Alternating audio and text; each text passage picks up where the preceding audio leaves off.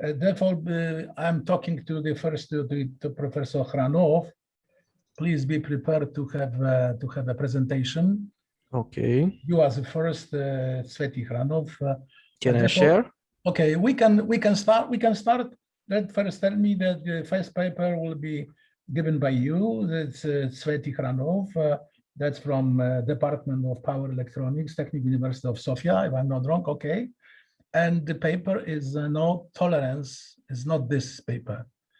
Tolerance. There's you change the title. Oh, I have the title. I have a tolerance analysis. Yeah, I have used the template twice. Okay, so yeah, we'll start from here. I'm sorry. Okay, it doesn't matter. doesn't matter. Okay, tolerance analysis of common transistor DC-DC converter. Yes. Okay, are you ready to have a presentation? Yes, I'm ready. Therefore, please go ahead and please don't mind that you have 15 minutes for presentation, 3 minutes for discussion. Please go ahead. Okay, so my name is Tsveti Hranov and I'm going to present our paper. It's about the influence of the operating regimes on the dynamics of a series resonant DC-DC converter. And assessment. Sorry, I see your introduction. Okay, the title. Put titles for everybody to know what I'm talking about. I haven't changed. Oh, it doesn't matter. It can be. Yeah. It can be. Okay. Yeah. So let's get on with it. An assessment was made of the duration and nature of the transients, both in terms of the output voltage and in the resonant inverter. And optimal values of the parameters are determined in order to obtain the desired transient processes. This is the experimental setup. An laboratory evaluation module kit is used. This is the model of it. It is from Texas Instruments with the following parameters: input capacitors, resonant inductor, resonant capacitor, output capacitor, and then the inverter transformers parameters are as following for the primary winding and the secondary winding. This is the circuit, the power circuit schematic, and this is the digital control of the converter. So the test methodology is initially the transients of the converters were examined and found the optimal starting frequencies so that the output parameters were nominal. Then a study of the transient with fixed frequency but different output currents was made. The transient at different values of the output capacitor are also taken. And finally, a study was made at fixed output parameters and starting frequencies in the form of equal percentage steps below and above the optimal for the given mode of operation. And this study is equivalent to the study of the influence of the tolerances of the resonant elements on the operating mode of the converter. So these are the results. On the first graph, figure 3, it can be seen the nominal starting frequency at nominal loads. Then the second study is different loads at the same frequency. It can be observed that the transient process isn't changing very much, so it is, so to say, independent of the load, but the form of the transient is nearly the same. Then the different output capacitor values are changed and the transients are observed. Note that these are taken from real hardware and processed in MATLAB for clear view. However, these are from a real experiment. That's why the values are so. And here is a study at same current, same load at different starting frequency to see how the transients are going. So this is a table summarizing the output values and their nominal values and how fast they settle the transients to the steady state mode, also by changing the capacitor voltage And yes, the discussion and conclusions of the results. By changing the value of the output capacitor and the starting frequency, the change of the operating mode indicates that the influence on the dynamics and the type of the process in the converter, the effect is greater on the elements of the resonant inverter than in the high frequency rectifier. And using a suitable choice of starting frequency and value of the output capacitor is achieved on one hand a periodic nature of the transients, and on the other hand a shorter duration of the transient process. The results of the study of the influence of the starting frequency are interesting.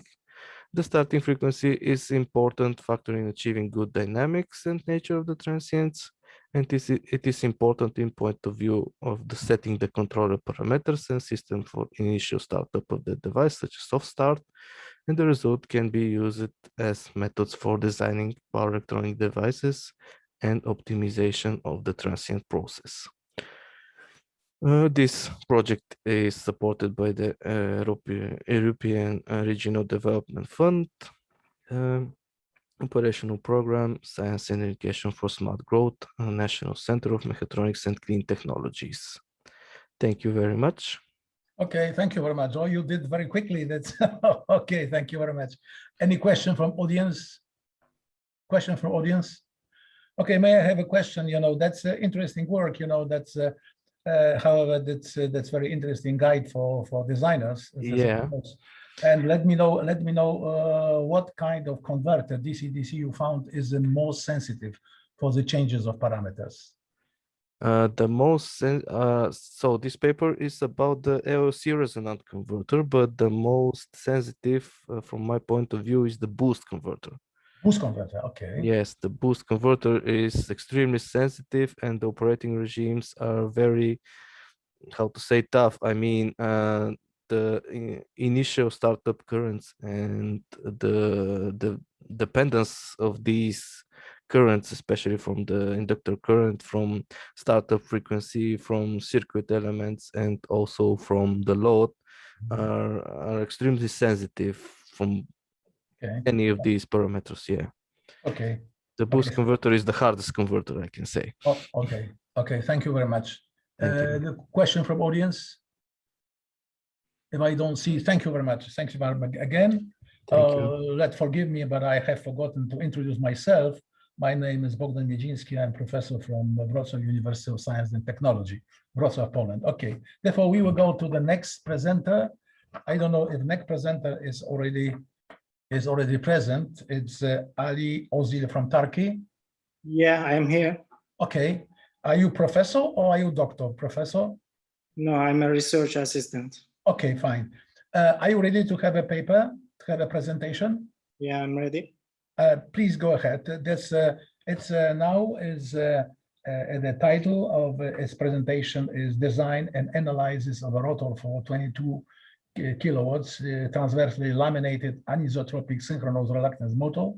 And presentation will be given by Ali Ozdil from Department of Electrical Electronics Engineering from Karcher, Ahi Evran University, Research Assistant Karcher. Please go ahead. You have a little bit more time, you know, since you have a time, 10:30. Okay, please go ahead. Thank you very much. Good morning, dear colleagues. I'm Ali Ozdil from Karcher, Ahi Evran University. Today, I'm going to present our study titled Design and Analysis of a Rotor for a 22 kilowatt transversally laminated anisotropic synchronous reluctance motor. Here, first of all, I would like to indicate what my presentation consists of. I'll begin with the motivation of this study. Then I'll give very brief information about synchronous reluctance machines in the introduction part. It will be followed by the design of the generated synchronous reluctance machine. Having demonstrated the design of this machine, I'll show the results of the analysis of the generated machine. And in the end, I'll compare the results with the same powered induction machine in the conclusion part. Now let's talk about the motivation of this study. The reasons that allow us to better understand the importance of this study are shown here. Energy consumption in all around the world has significantly been increased in recent years, and most of the energy consumed at the industry. In the industry, electrical machines take the lead in this regard. Among the electrical machines, induction machines are highly preferred due to their simple construction, but their efficiency is not good enough. On the other hand, permanent magnet synchronous machines are also utilized in industry, but the magnets used in their structure are really expensive. That's why we need to generate a machine with a higher efficiency than induction machine and having a lower price than the permanent magnet synchronous machine. And this machine is synchronous reluctance machine. Synchronous reluctance machines utilize the reluctance concept and the rotating sinusoidal magnetomotive force, which can be produced by the stator of the machine. Torque generation is based on the difference of the reluctance of D axis and Q axis. Now I can explain what the reluctance is. The magnetic reluctance is basically the opposition to the magnetic flux. So let's come back to the torque generation. The equation for the electromagnetic torque is shown in here. Here, P represents the number of pole pairs. LD, LQ, ID, and IQ are inductances and currents for D and Q axis respectively. If we generate a synchronous reluctance machine with the same power, with the same powered induction machine, we generally use the same stator structure with the induction machine. In the synchronous reluctance machines also have the same stator and rotor poles. Having said that, I want to talk about how magnetic field is produced in synchronous reluctance machine. In this type of machines, field is produced by a sinusoidally distributed windings in a slotted stator. Rotor doesn't produce any field by its own. The only link between the rotor and the stator is the small air gap. Rotor will try to align itself, itself with the sinusoidal magnetic field, and when it wants to achieve, it starts to synchronously operate. In this page, I want to talk about the saliency at last.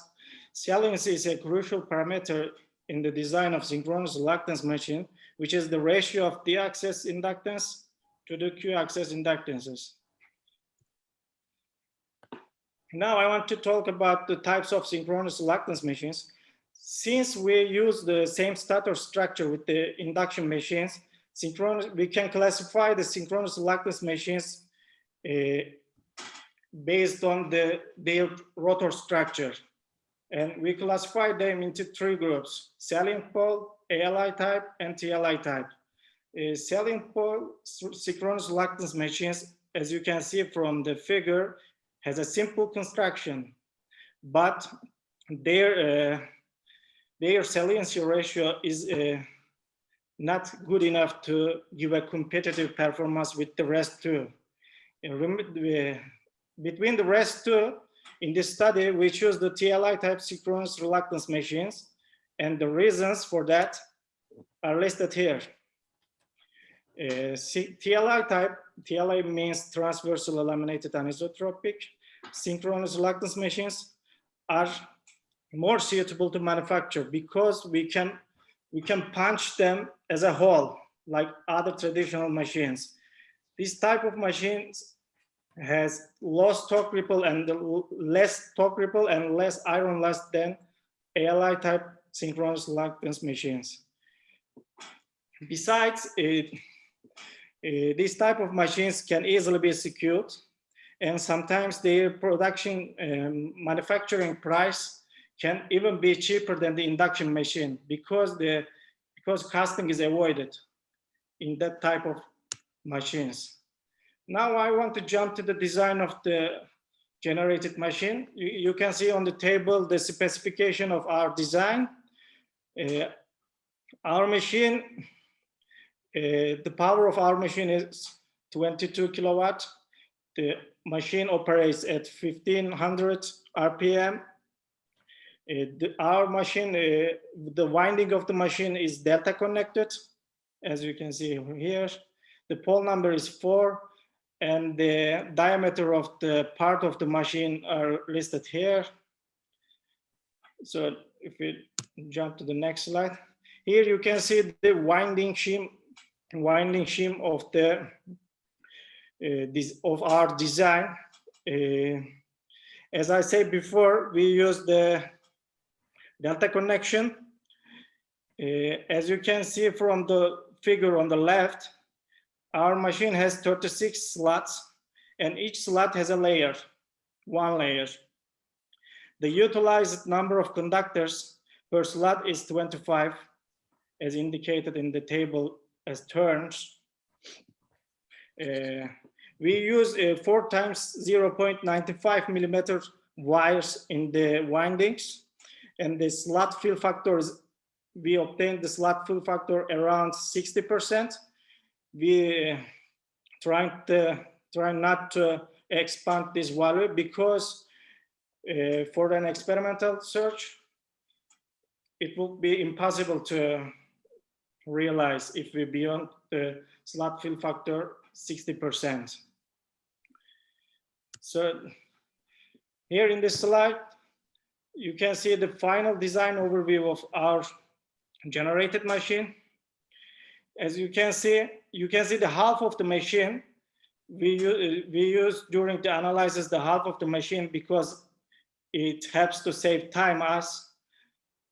And as I said before, our machine has 4 poles, and each pole, as you see, each pole has 4 barriers, 3 radial ribs, and 4 tangential ribs here. In the analysis, we use the Dirichlet boundary conditions. We set the potentials, vector potentials at 0 at the boundaries of stator, rotor, and the shaft. And this ensures that the flux lines are parallel to the boundaries, because we set besides we set the temperature as 75 Celsius degrees. In this air gap, the magnetic field changes dense, so we use dense mesh here, but for the stator yoke, as for example stator yoke, we use the quartz mesh to save time again during the analysis. Now I want to talk about results of our analysis. The first analysis that in our study is the effect of the current phase angle. We analyzed our machine between 25 degree and 60 degree. As you can see from the figure on the left, the blue lines represent the torque and the red lines represent the efficiency. We obtained the highest efficiency at 45 degree. However, the efficiency, the highest efficiency is obtained at 25 degree. On the right hand side, you can see from the table that the current phase angle also affects the input and output powers. And as you can see here, the optimum value for our design is, we choose the 30 because it has a competitive efficiency and we study with the 22 kilowatt synchronous reluctance machines. As you can see here, the output power is so close to 22 kilowatt.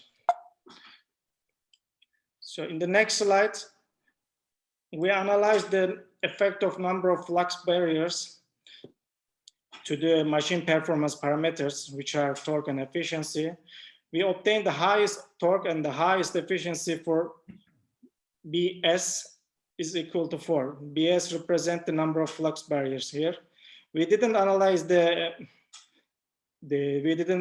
geometry with 1 and 2 flux barriers because they don't have a sufficient torque and efficiency. So that's why we analyze between 3 and 5. Among these values, the optimum value is, as you can see from the table, is 4. The next analysis of the generated machine is the effect of the starting diameter. The adjusting starting diameter is important because it helps to regulate the barrier endpoints, which directly affects the ripple. So you can see on the figure, we add the torque ripple here. The change on torque, as you can see, as we move away from the shaft in this way, torque slightly decreases.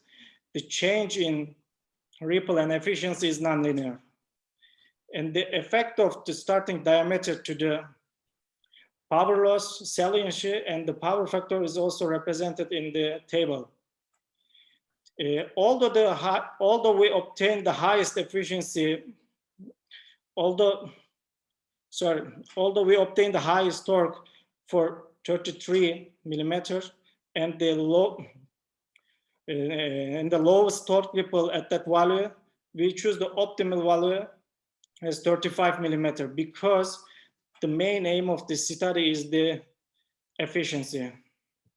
So we obtain the highest efficiency at that value.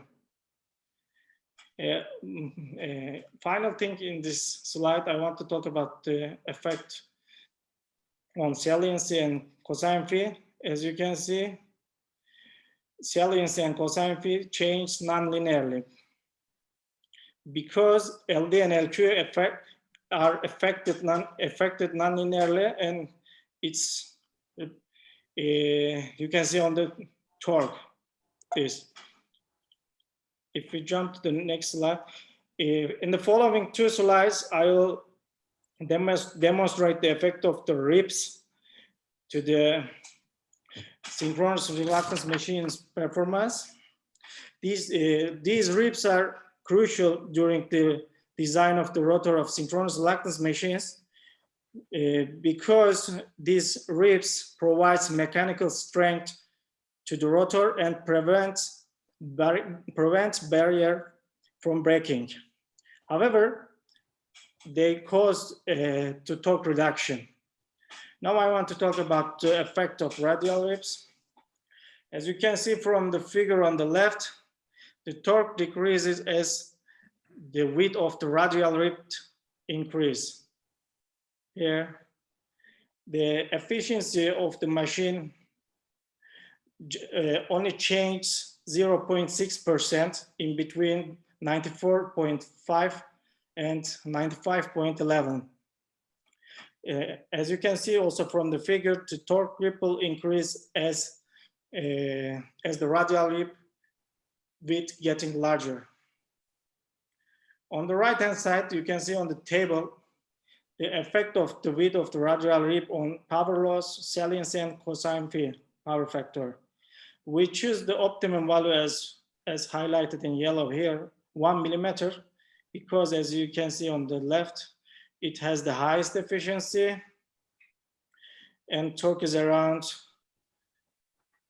desired values. So in the next slide, I want to talk about the effect of the tangential ribs on machine performance. Comparing with the previous figure, you can see the effect of tangential ribs on torque. You see, it is significantly decreased by the increase of tangential rib. The general behavior of the efficiency is that efficiency increases as the width of the tangential ribs wider. Again, the torque ripple has a nonlinear change here. On the right-hand side, again, you can see the effect of the width of the tangential ribs on performance parameters, other performance parameters. We choose the optimal value here, 1 millimeter. The reason for that is, as you can see, efficiency increases for the beyond values, but as the width of the tangential rib increases, the output power started to decrease. And since we are dealing with the 22 kilowatt synchronous reluctance machine, this is the optimum value. In the last step of our study, I compare our results with the same powered induction machine. And we can understand they have same power from here. Their torque are similar to each other. Although induction machine has lower torque ripple than synchronous reluctance machine and higher power factor than synchronous reluctance machine, if you can see the efficiency, our generated machine is much more efficient than the induction machine. Here is the final results. In our study, we had an efficiency improvement, 5.76%, which improve the class of our generated machine from IE1 to IE4, which is really good. The efficiency improvement is caused by this less power loss. Since synchronous reluctance machine doesn't have copper in the rotor part, they have less power loss, and that's why the efficiency is improved. And also in our study, we obtained a really good salience ratio, 12.69. The only disadvantage in the study is the high torque ripple. Torque ripple value is 9.6% higher than the induction machine. So thank you for the attention. Oh, thank you, Ali, very much for a very interesting presentation, very interesting paper. Now the paper is open for discussion. Any question from audience? Any question from audience? That's a good way, since you know that nowadays the machines with magnets are being widely used, but you know we have to remember that permanent magnets are not only expensive but also very sensitive to influence of external conditions like stress and like a temperature. First of all, neodymium magnets are very sensitive for the temperature, therefore to avoiding it is a good idea. However, my question is, since this structure is a little bit sophisticated, have you tried, since I think that I expect that it was your theoretical considerations, have you tried to make a model and try to go to just measure it and compare some of your results from the theoretical conclusions and the practical conclusion, or no? You mean the experimental search? Yes. No, I haven't done it yet, but yeah. We are. It's in the process. We will try to do it as an experimental search. So we are in a contact with a firm in Turkey. So I'll do the experimental search. I just did the finite element analysis. Okay, understandable. Any questions? If not, therefore, thank you very much, Ali, for your very interesting paper. Thank you very much. Thanks a lot. Thank you. Now we move to another paper. Another paper will be given by the colleagues from this cooperative paper. It's a cooperative paper by Jorge, Rafael, Gonzalez-Teodoro, Vladimir, Kindl, Michal, Frivaldsky. This title is Different Eddy Current Effects, a study for circular wiring based on finite elements. Presenter will be Professor Frivaldsky. Okay. Are you ready, Michal? Please go ahead. Okay. So thank you for introduction. This paper, as was mentioned, was done with the cooperation with the colleagues. I would like to maybe excuse for the presentation because it is a main contribution of the George, who was not able to present this paper. So I will try to substitute him and to inform you as the best for the audience, because he has some family problems. So what is the purpose and topic of this paper? It is related to the problematics of the eddy currents for which are existing in the high frequency components. The high frequency components, I mean here the inductors or transformers, and the phenomena related to the skin depth. And just a second, sorry. Okay, so the problems related to the skin depth. So it is related to the skin effect for high frequency operation, is then in a very close relation to the eddy currents. The eddy currents can cause some problems, you will see later, and the problems are related to the decrease of the effective conduction or surface conduction area of the wires, which are used in the inductive components. Here we are presenting some kind of simplified analysis because it is considered that the circular windings in finite element analysis could be replaced by let's say hexagonal or dodecagonal or octagonal replacement to reduce the computation requirements. So here you can see the representation of the circular wire. So it is the top of the figure, and its replacement by a hexagonal wire. The hexagonal wire is replaced due to the mesh generation in finite element analysis softwares, because the less let's say points, or the simplified or the less components of the computation mesh, then you are reducing the computation requirements and computation time. There is some very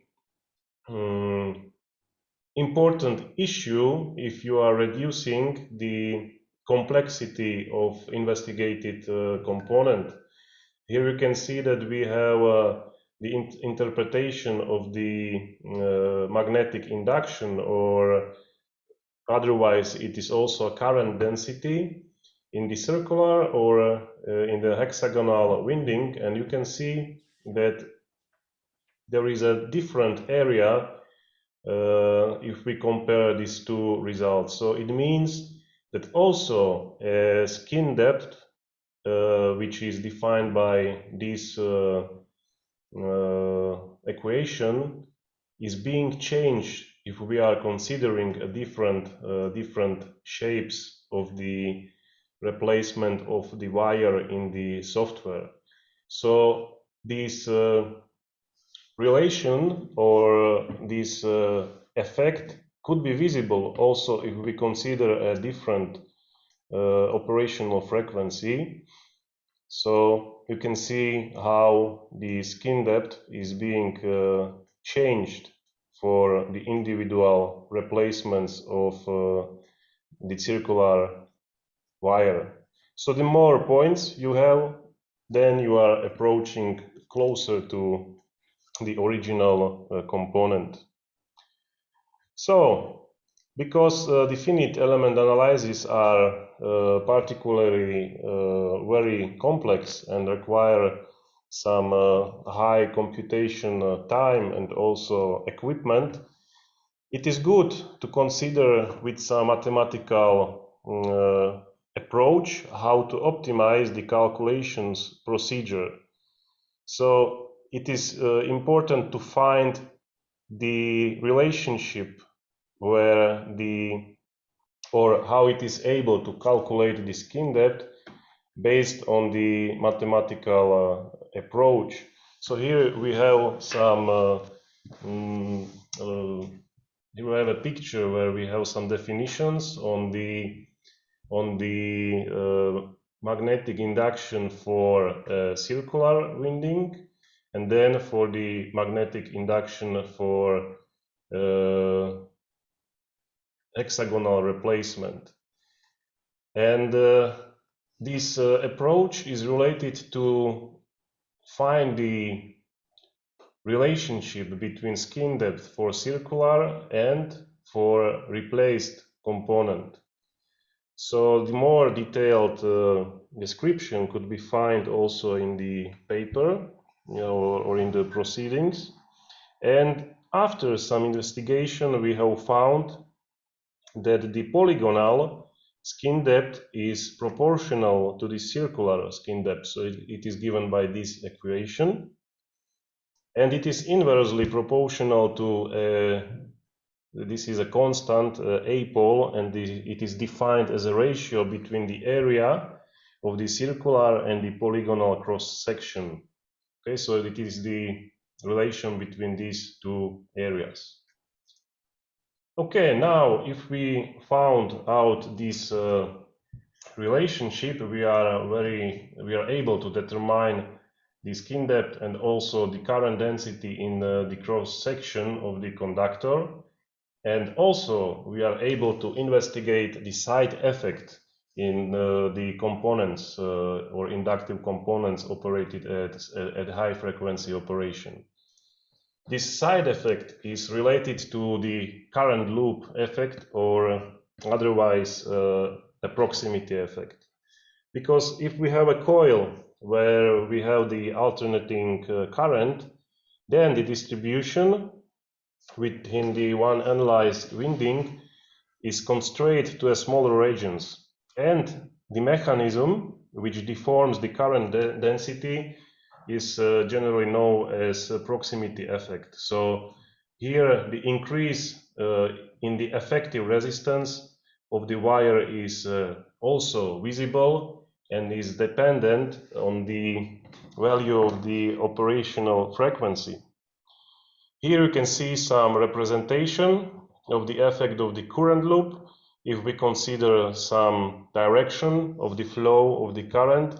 So you can see how the areas are exposed to a higher current density. So here you can see that the effective or the highest current density is located on the sides of the conductors.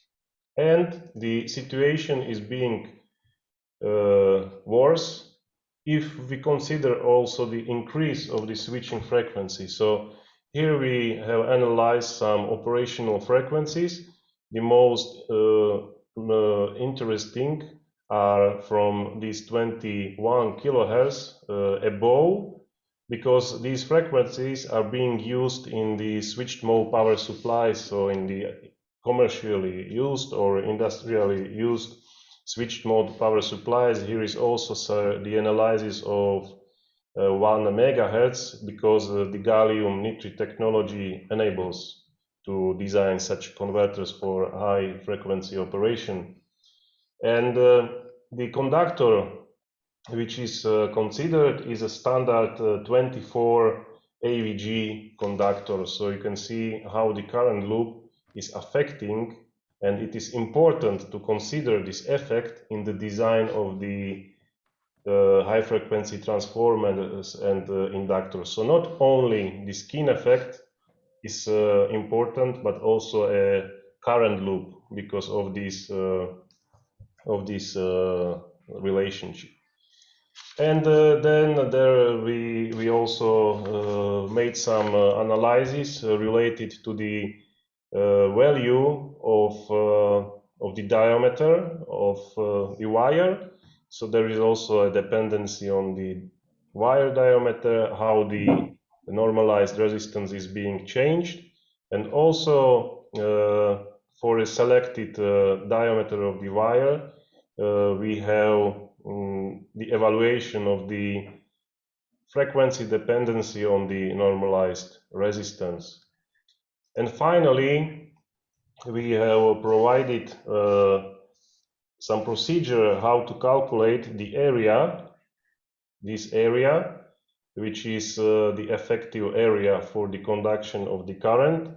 And there is some strategy how to provide this calculation and how to find, let's say, the skin depth also if the current loop effect is being considered. So this procedure is very well described in the paper, and also it is explained. So you can find the values of these important parameters. Also, they are useful if you are going to provide the finite element analysis.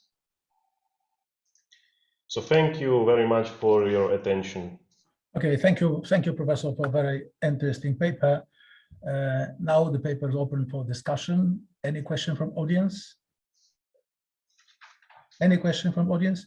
May I have some remarks? You know, the problem is a key problem, since not only in power transformers, but also, as you already mentioned, in a high frequency any devices. Yes. Since nowadays, due to the application of technology, digital technology, that's this very high frequency is being involved in all practical equipment. Therefore, we found increased losses, not only power transformers, but any other things. Therefore, your conclusions are very important, and probably we would have to change the cross section or even the shape of the conductor which is used for these devices. You know, am I right? Yes, okay. yes. That's very interesting things. Yes. Any question? Okay, if not, thank you very much, Professor, for a very interesting paper. Thank you very much. And now we are going to another presentation. And another presentation will be given by the colleagues from Turkey. And that will be estimating the distributed generation unit sizing and its effect on distribution system when using machine learning methods. Is given by Mikail Purlu, I'm sorry, that's what, how do you spell your name? Purlu? Purlu, I'm sorry, I'm very sorry. Belgin, Emre, Türkay, and they are from Department of Electrical Engineering, Istanbul Technical University, Faculty of Electrical and Electronic Engineering. Okay, are you professor? Yeah, doctor, I'm sorry, just... No, I am PhD candidate and okay. research assistant. Okay, Mikail, please go ahead. You have 15 minutes for your presentation. Fine. Please go ahead. Thank you.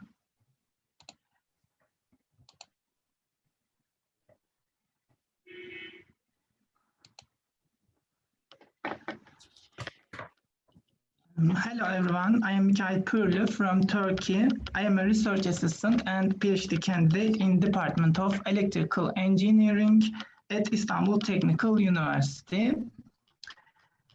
I am going to talk about prediction of distributed generation unit size and its effects.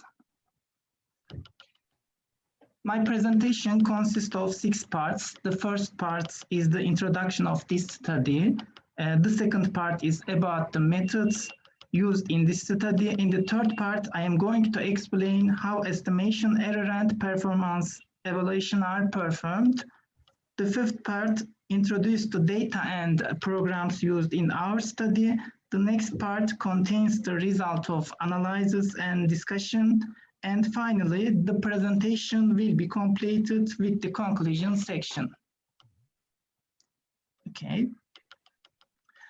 The aim of this study is to estimate the sizing of distributed generation unit, sizing of distribution generation units and their effects on the distribution system or grid.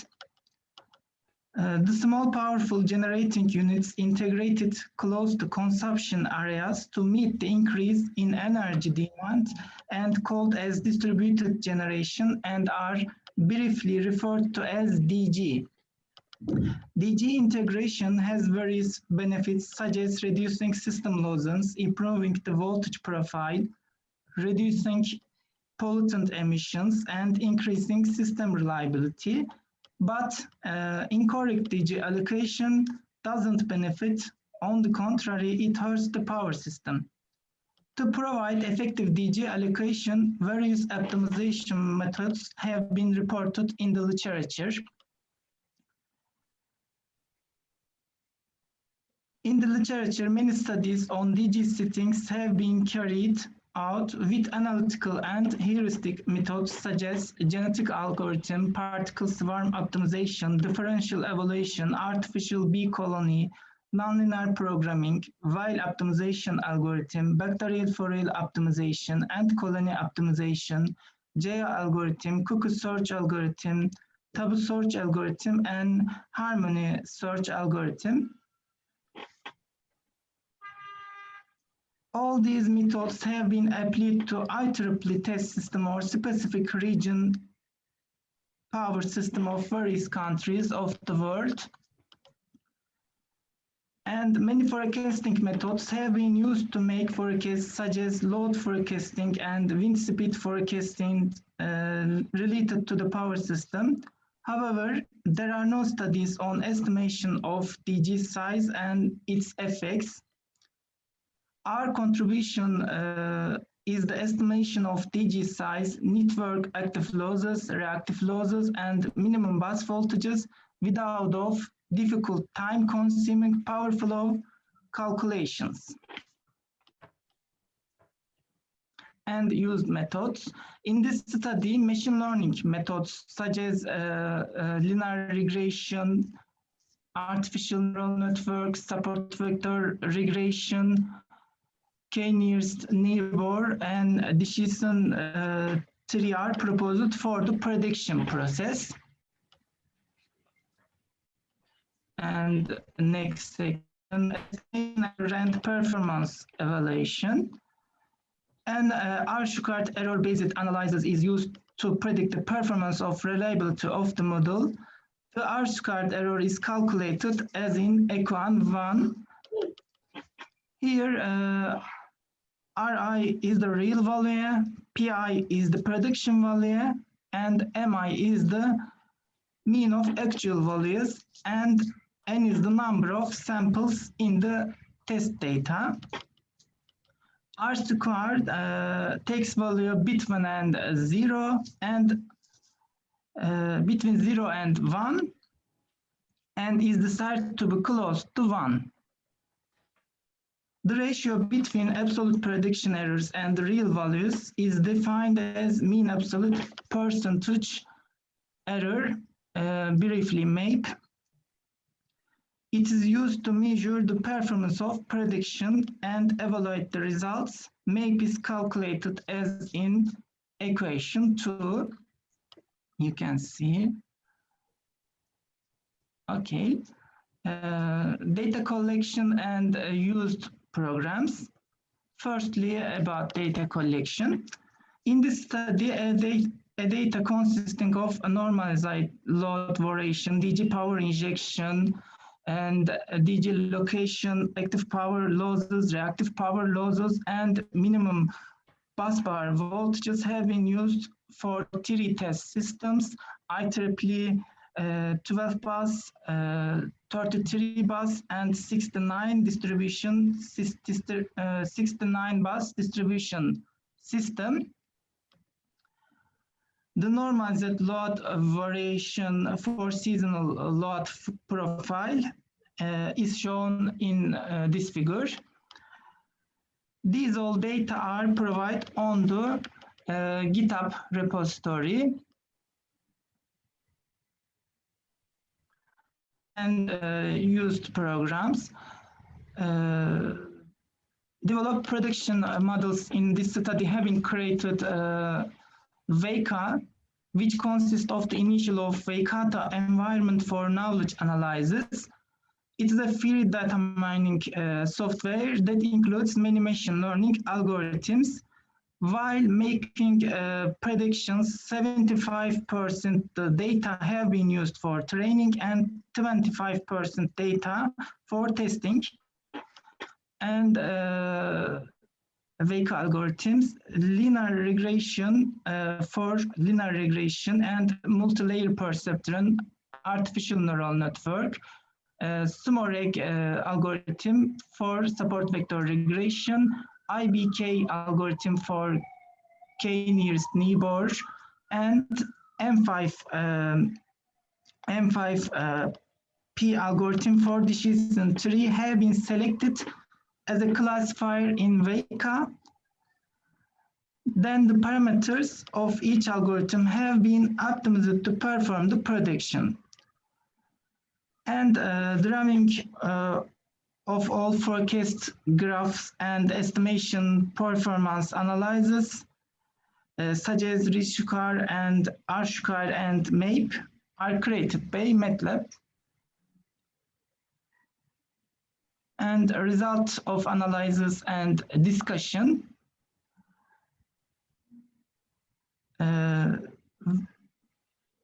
Various estimations have been made and evaluated by creating 5 case study. In case 1, DG sizing is estimated using a normalized load variation. The 5 estimation methods, linear regression, artificial neural network, k-nearest neighbor, and decision tree, are applied for 33 bus and 69 bus distribution test system. You can see the comparison of DG size prediction with actual values in the graphs. And the one for 33 bus and right one is for 7 to 9 bus. And looking at the performance evaluation table, it seems that the estimates made with all proposed methods are very close to the real values, and the best result obtained by support vector regression of about 0.9 and 0.7. And in case 2, the input is normalized load volume and output is active power losses. And this graph for 33 bus and other graph is for 69 bus test systems. The prediction made with the other 4 methods except linear regression are very successful. But linear regressions gives high MAPE and low-ish card values. The best results are obtained by support vector regressions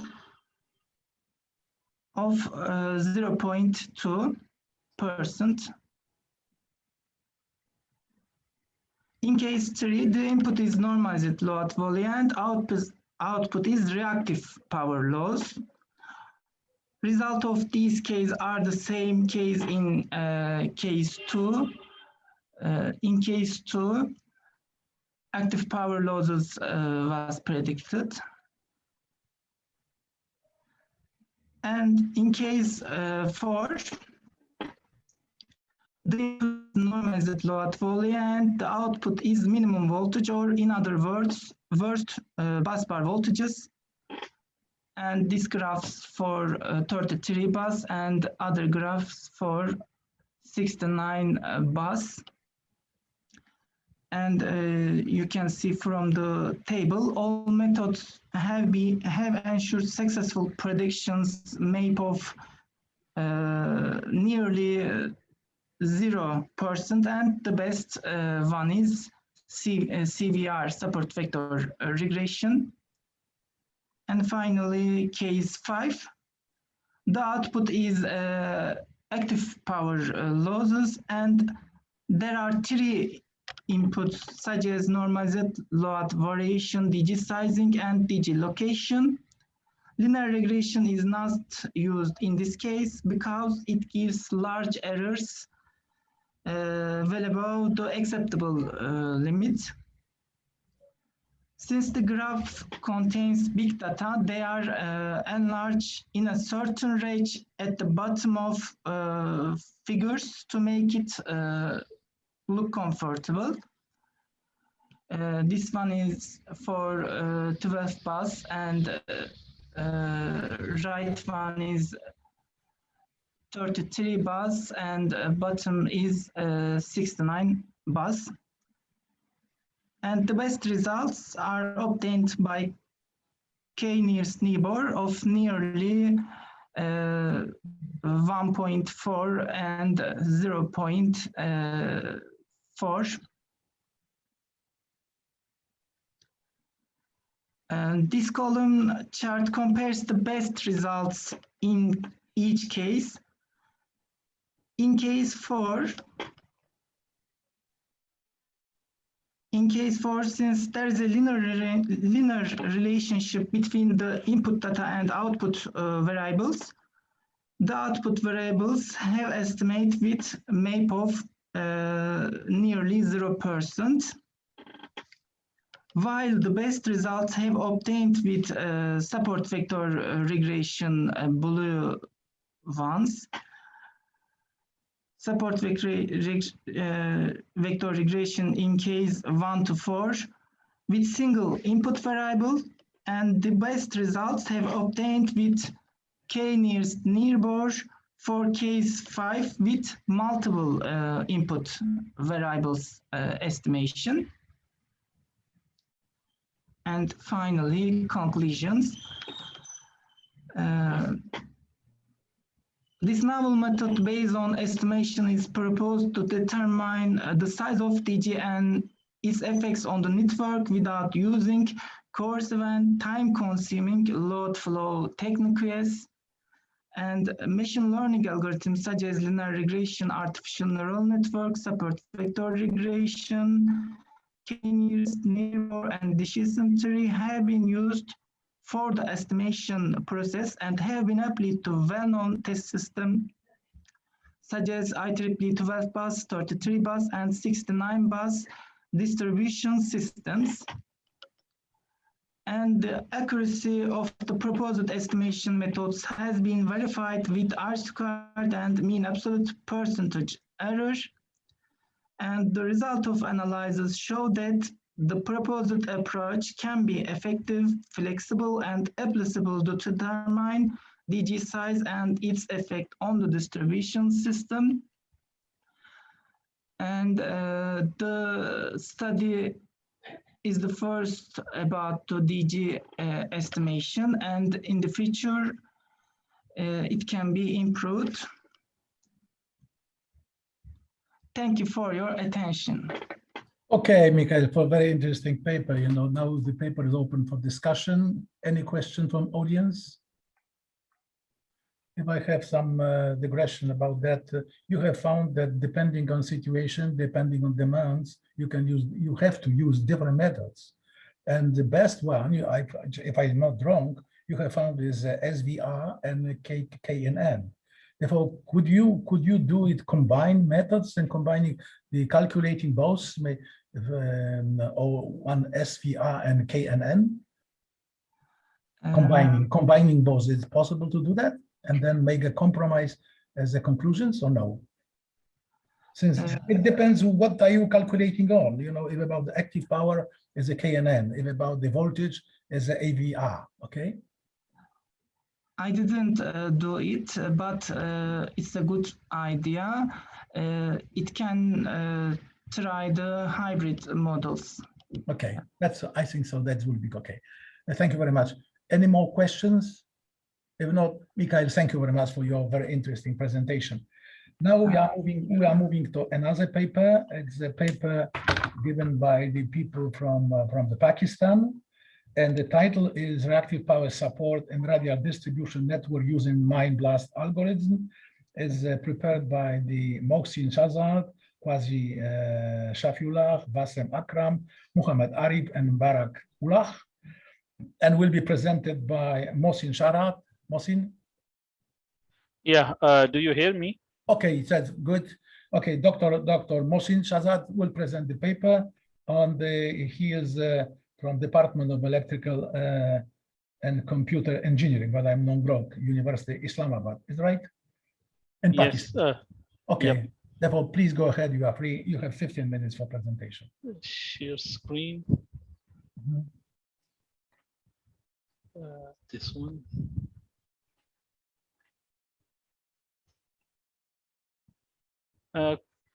Can you see my screen now? Yes, sure, go ahead. Yeah. Thank you very much, Professor Miedzinski, for inviting me to the presentation. Today, my talk is about the reactive power compensation and reactive power support in radial distribution system.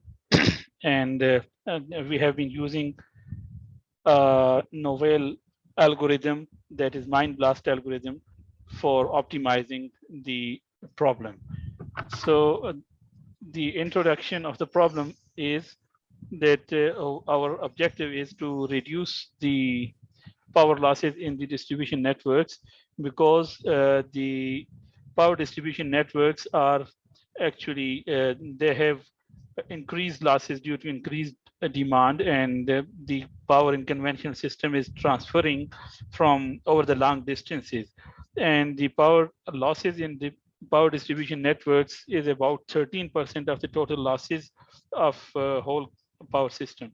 So we should work hard in order to reduce these losses.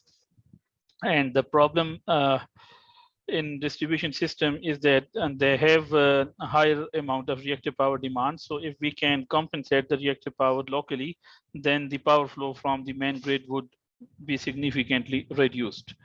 So in order to provide the reactive power support, we have a number of techniques, and here is a brief overview of those techniques. For example, the synchronous condensers are very commonly used. These are mature techniques, and they are used very commonly in conventional power system. However, they have a small drawback of because they cannot be rapidly modified and according to the load transitions. The second and relatively newer technique is that we can optimally place distributed generations, as my previous colleague from Turkey presented, that this will help in increasing the green energy harvesting and reducing the power profile. However, this also requires plenty of planning, and the amount of money that is needed in order to install distributed generation is also higher. And they also have some challenges with respect to managing those distributed generation, because the distribution systems are not designed for bidirectional power flows. And secondly, the next technology that we have is flexible AC transmission systems. These are also power electronic based devices, and these can be mounted on the transmission systems, as well as the distribution FETs are also now in the market. They provide additional damping to the system and provide some more flexibility and additional capacity in the power distribution system. However, and they are also installing distribution FETs is also challenging because of the space availability and challenges like that. So the capacitor placement, which is also a very common and mature technique, can be used in for providing the reactive power support, and it is more reliable and considerable economical It can help in improving the power factor of the system, and then can help in improvement in voltage profile and mitigating the voltage fluctuations. So in this work, we are primarily focusing on placement of the capacitors optimally in the radial distribution systems. The reactive power support with the capacitors can be modeled in for many different optimization variables. Different researchers have thoroughly discussed and studied this problem, and different type of algorithms like numerical programming, analytical methods, and artificial intelligence methods have been used.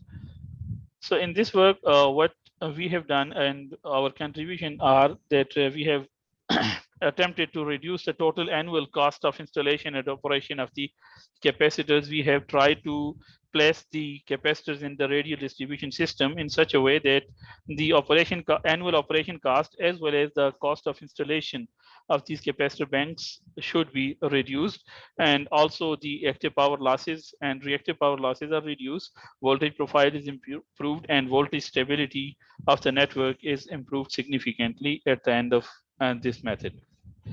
So the problem formulation is primary objective is to reduce the power losses, and this is because we are primarily concerned with the reactive power also. So both the reactive and active components of the impedance of the line are considered here. So in order to minimize the loss, we have to keep these conditions, the constraints in the mind that voltage should not be touching the minimum or maximum limits, and the reactive power demand or the complex power demand of the network must be met, and the lines must not be overloaded with the current. So the cost has been calculated using this relation shown here. And this different variables are taken from the literature, and these are summarized in this table. And the voltage stability index can be seen in this diagram of for a simple network in with two nodes like M1 and M2, where the current is flowing from M1 to M2, and the impedance of the line is R plus JX, and the voltage at bus 1 is VM1 and voltage at bus 2 is VM2. It can be shown like this one. And in our method, what we have done is we have categorized these system buses before the reactive power compensation according to their voltage stability index, and then we have taken the top 50% of those buses in order to reduce the search space for mind blast algorithm. After this voltage stability index, we have implemented the mind blast algorithm. Just a moment, these two slides.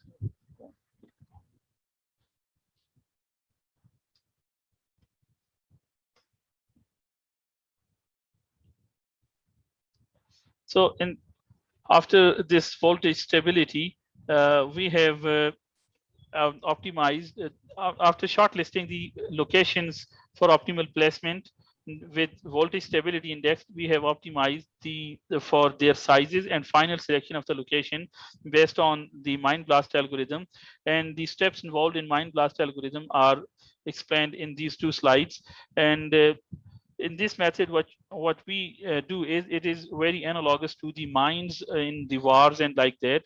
And when some mine blast, some shrapnel pieces spread in the nearby vicinity of that blast location, and it is likely that some of the shrapnel pieces hit another mine nearby, and then they explode, and there is another explosion and blast of the mine, and this chain continues until the location for the optimal until the maximum explosions and maximum disaster can be achieved. And this is translated in our research that we think that for the first location we have chosen in the guess estimates, this will try to reduce the losses in the network, and line flows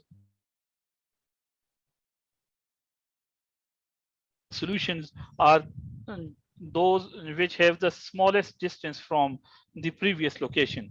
And in this way, the optimal solution is found. These are the complete set of steps. I have given it in our article also. So due to time constraint, I do not go into much detail of them. And here I am trying to present my results.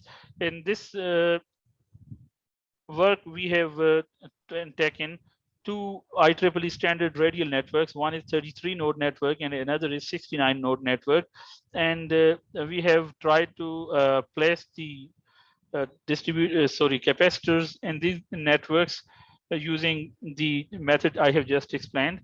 And I have compared my results with other contemporary methods available in the literature. These methods are strawberry plant propagation algorithm, genetic moth swarm algorithm, GMSA, and flower pollination algorithm, FPA. These methods, out of these methods, I have implemented SPPA method myself and along with my colleagues. And the other two, GMSA and FPA, are not implemented by us. We have just taken the results of the other authors and researchers. So what we have seen is the results for 33 node network. It shows about the power loss, active and reactive power losses in the network. Before compensation, the power losses at branch number 5, for example, were very high, and in active power losses on branch number 2 were very high. And but after the reactive power compensation with our method, the losses have been significantly reduced. And the second important parameter that we have mentioned here is about the voltage profile. In this network, 33 node network, the voltage profile has also improved significantly, as you can see here on bus number 18. The voltage was very low. It was about 0.9 per unit, but it has significantly improved with our method to 0.945 and 0.95 and so on. Similarly, this table summarizes the results in terms of losses and the voltage profiles and the annual cost. The results for power loss and active and reactive power losses have already been shown. Here, the important result is about the annual cost. With our method, the annual cost is 82,000 approximately in dollars. Whereas with SPPA it was 88,000, and with FPA and other methods, it is also a bit higher on the a bit higher side.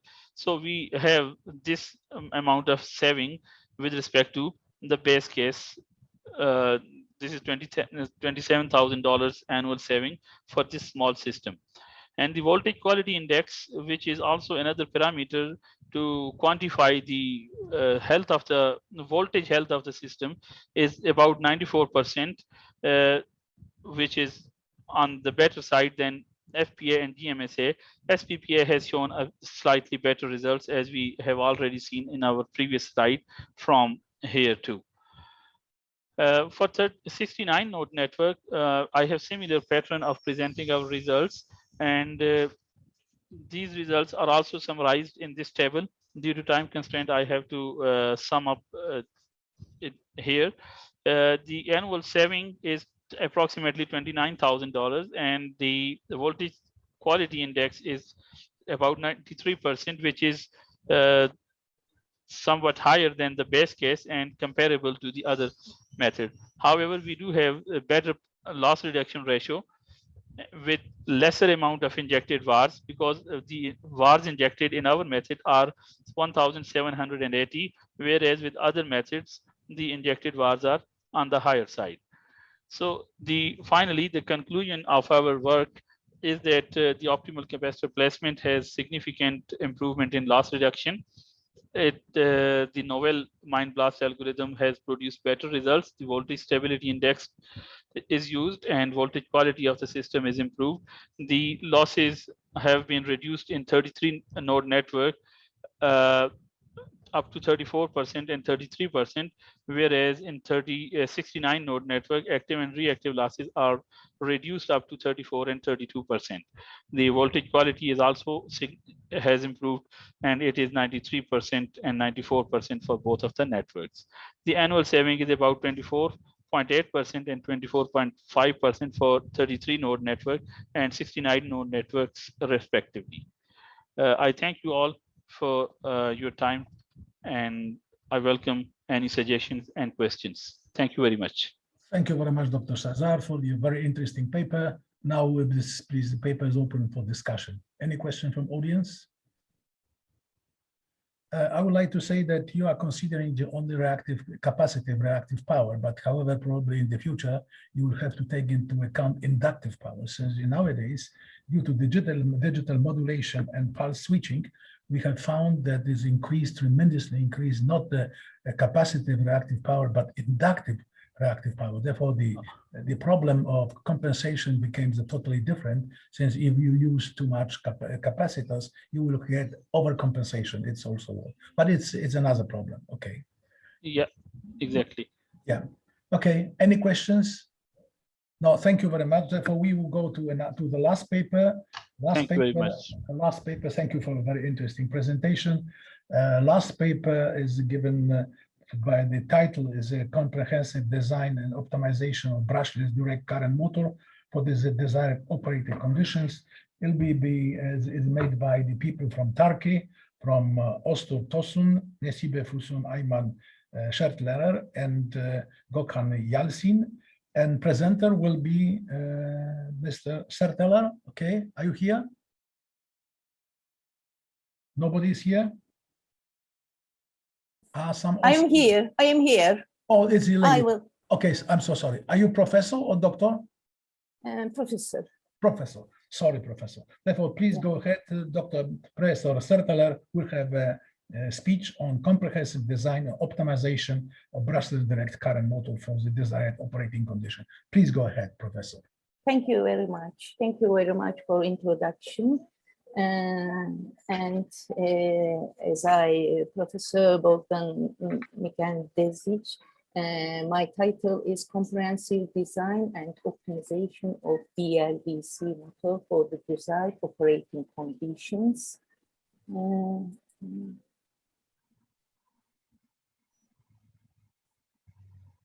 Now we see you. Yeah. Okay. Can you see my? Okay, now we can see. Please go ahead. Please go ahead, professor. Okay, thank you very much. The outline of my paper goes like this. First introduction, BL consists BLDC motor, advantages and design specification, and later theoretical and experimental discussion on motor design, and consists BLDC motor design parameters and mathematical equation. Questions. In just a moment, I will display these questions on the screen. You will have the time to write it. I think that within 1 hour will be okay, but if somebody will not do extended, please. Okay. Any question? Okay. No question, Professor. Yeah. Okay. Therefore, yeah. Okay. You go ahead. Therefore, I will display just in a moment. I'm sorry. Can I carry on my presentation? Please go ahead. Okay. Oh, okay. Yeah. Okay, I carry on my presentation. And second subject of our outline, theoretical and experimental discussion on motor design, which consists of BLDC motor design parameters and mathematical equation, analysis application, experimental and simulation results. And I'm finishing my presentation, conclusion, and future works. In introduction, I would say that first I start my presentation advantages of the BLDC motor. So longer operating life, low noise and vibration, high efficiency, high speed ranges, high torque, high dynamic response are main advantages of BLDC motor. These advantages combined with the easy controllability facilities that makes them very attractive for electrical vehicle application. Recent advances in design software packages makes this kind of motors very preferable both in industry and in research area. Especially improvement in design software packages have widened the limits of the BLDC motor performance.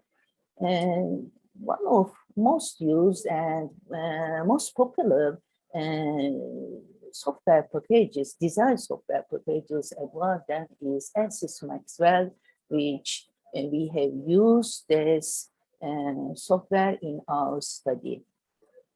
So this paper, briefly, I will say that this paper describes the comprehensive design equation which are based on the actual BLDC motor rated values or parameters. Design motor have been analyzed by using Maxwell 2D software. Motor size have been revised with performance enhancement efforts, and also parametric analysis have been realized in these studies.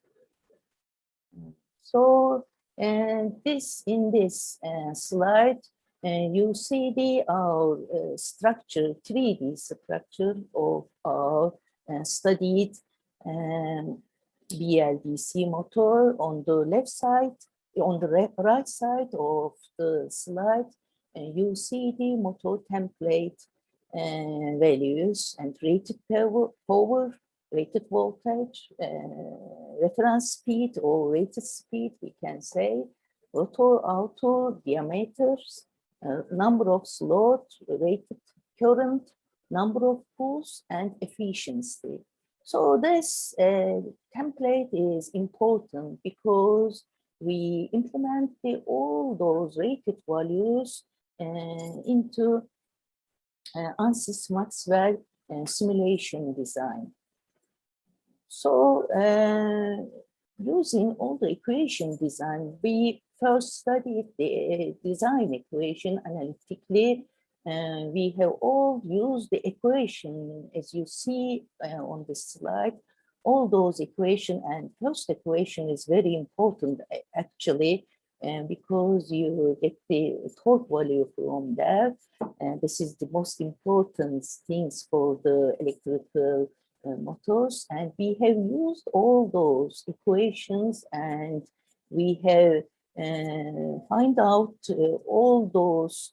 We have verified all those equation results with the ANSYS motor design analysis, and we have got the same results.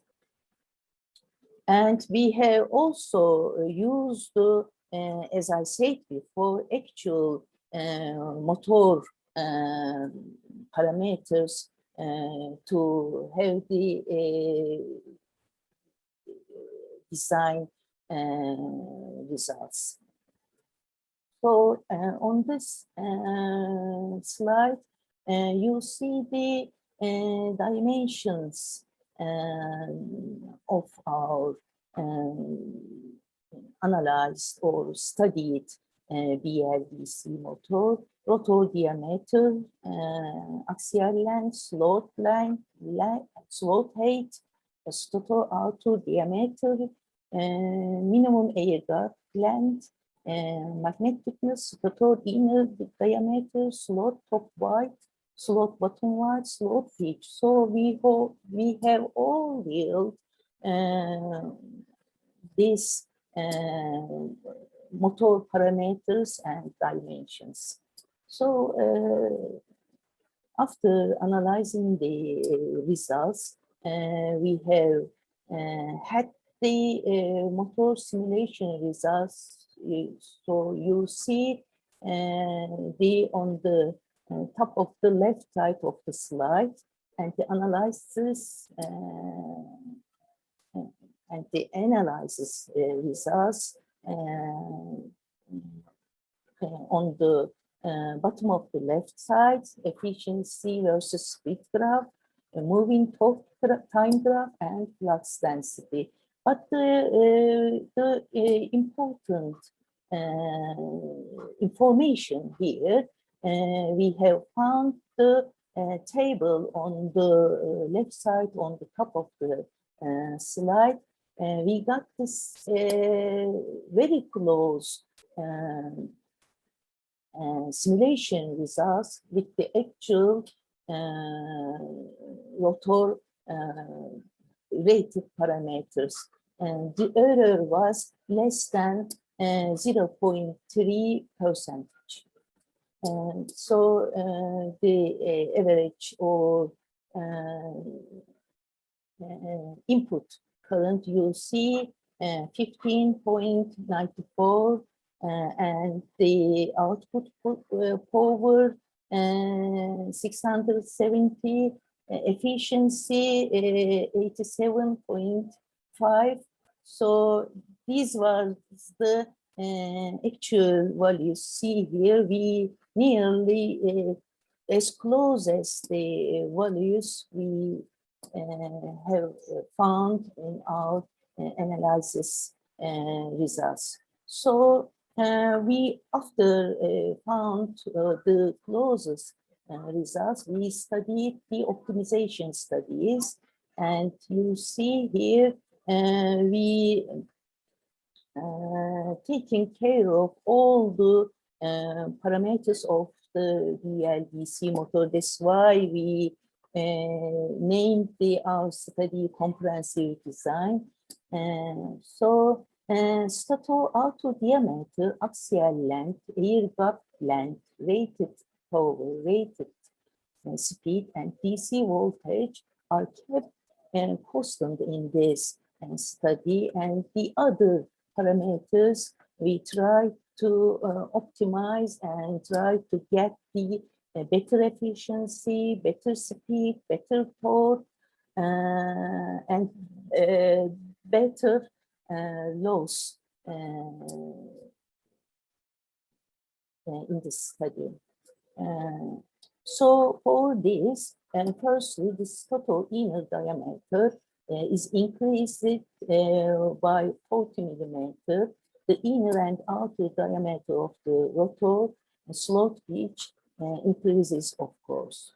So also in table 3 and 4, as you see, magnet thickness are studied for in constraints and in limitation for 4 millimeter, 5 millimeter, and 6 millimeter, and we have all studied these parameters for efficiency, rated torque, rated speed, holding torque, air gap, plus the density, and you see all the studied results here.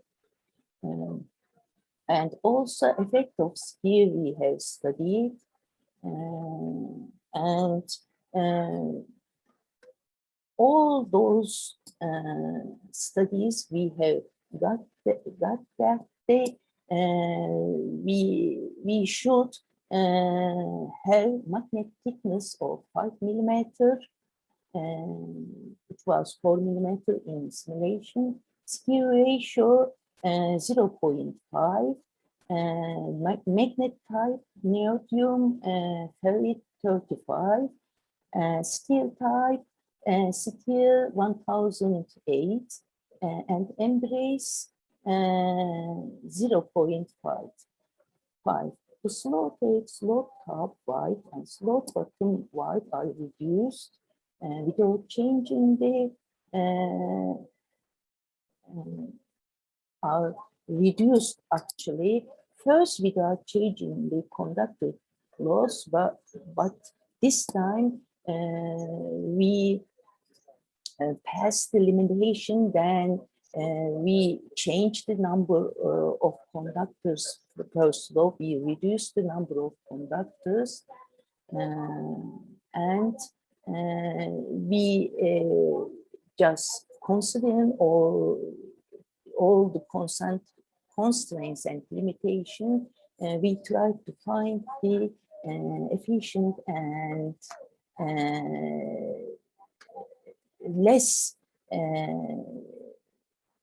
loss, less power loss. We tried to get the less power loss actually.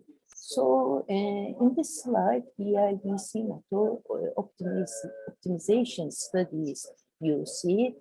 As I said in previous slides, we have studied on effect of magnet type, effect of still type, and effect of embrace. All those effects are studied in detail and found these results. And also you see the optimized flux density and non-optimized flux density, and vector potential. Here is the optimized was better than the not optimized parameters. And as I said, these are these all dimension and motor parameters are taken from the actual results. You see the efficiency, speed graph, and experimental simulation and optimized torque speed curves you see here, and experimental photograph as you see here. So at the end of the study, we have realized that the experimental rated torque 5.9 Nm, simulated 5.0 Nm, optimized 5.5 milli,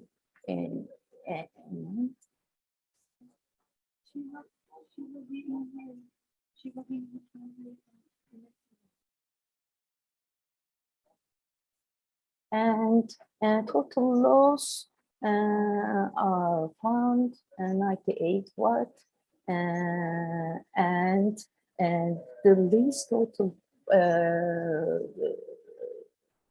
total loss is seen in optimized results. And as a summary, magnet thickness, secure, magnet type, secure type, and various effects, you see the effects to efficiency and torque you see here. We summarize this.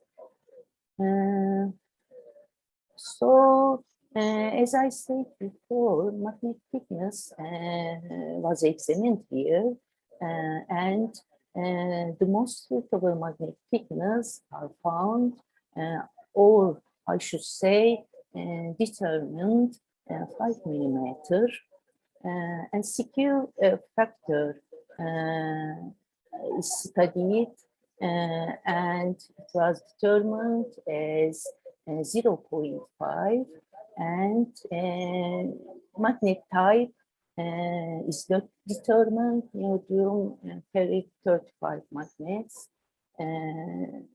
because of the Pogin torque is important, as I represented in previous slides. And steel type determined steel 1080. Embrace effect was determined 0.7, Slow state has been reduced in limitation. Number of conductors were increased too. And mainly the rotors are to diameters and decreasing the slow type in height within the limitation is determined 50 and 54 millimeter, 11 and 14 millimeter.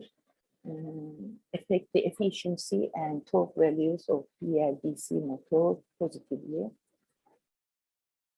So as a conclusion, we have studied here really a very comprehensive design using ANSYS Maxwell tools and Maxwell 2D analysis, making multi-parameter optimizing with multi-parameter of BLDC motor. So at the end, BLDC, we increase the BLDC motor in the same value from 78.2% to 90.9% actually.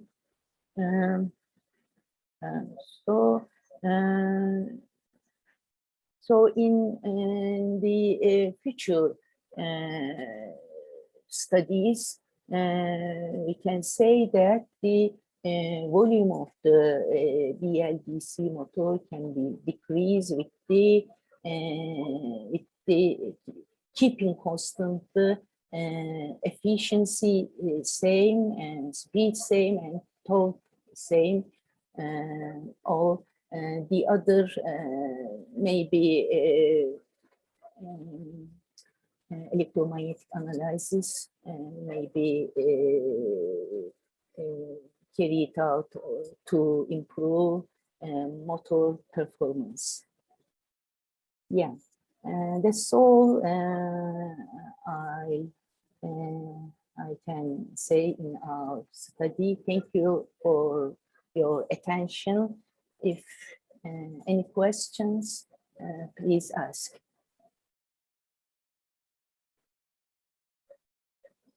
I can't hear you, Professor Bogdan. I can't hear you.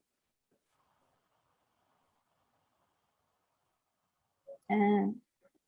Professor, do we have any questions? Microphone is closed. Now can you hear me? Oh, yes, yes. Okay, fine. I don't know, something happened and the microphone was out. Nice work, I would say. That's really nice work, particularly that you did not only calculation, but also you have checked some in some area these results. May I have a question, since you use different magnetic materials, did you base in your simulation on the measured magnetic loops or just use middle magnetic line with adding with some resistive losses? And just use actually magnetic lines. Okay. No measure. Yeah. You don't measure the material. Yeah, no. Okay. We haven't measured anything. Understandable. It's a really nice work and hard work. Thank you very much. Okay, that's any question from audience? Any question from audience? Now, thank you very much. Thank you very much. It was a very interesting presentation. Thank you very much. Thank you. I would like to thank all the presenters for the very nice papers, for well-prepared presentations. Thank you for audience being here. However, not too many questions. I don't know, usually when we have online presentation, not too many questions. Thank you very much. And now, Darius, do you want have some questions? Do you have some good questions? Maybe not questions, just to say thank you to Mr. Chairman and to all the presenters. I hope to meet you next time somewhere in Lithuania. Okay, I hope you will be able to travel. Yeah, I hope so. I hope so. Therefore, thank you very much. And now we will have a break till 12:30. Okay, thank you. Thank you and bye-bye. Thank you. Bye-bye. Thank you. Bye.